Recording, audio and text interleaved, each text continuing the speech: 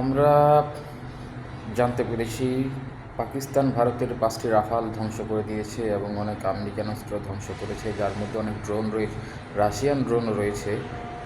So এইটা আমরা বাংলাদেশি পত্রিকার মাধ্যমে জানতে পারছি। অপরদিকে যখন আমরা ভারতীয় পত্রিকাগুলো দেখছি, সেখানে বলা হচ্ছে ভারত পাকিস্তানের 9টি জঙ্গি ঘাঁটি ধ্বংস করে দিয়েছে, কোনো সিভিলিয়ানকে তারা আক্রমণ করেনি।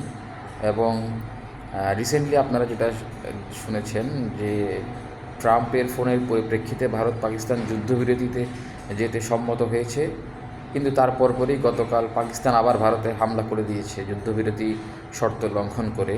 এবং এর পরপরই ভারত গতকালকে রাত্রে পর্যন্ত যেটা আমরা আপডেট পেয়েছি, তারা করাচি এবং লাহোরে আক্রমণের জন্য প্রস্তুতি নিয়েছে, হয়তো বা আক্রমণ করেওছে।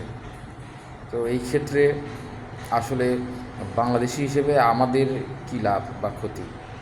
আমাদের অবশ্যই ক্ষতি, কারণ পার্শ্ববর্তী দুটি দেশ যদি যুদ্ধে লিপ্ত হয়, তাহলে অর্থনৈতিকভাবে প্রতিবেশী দেশ হিসেবে আমরা ক্ষতিগ্রস্ত হব।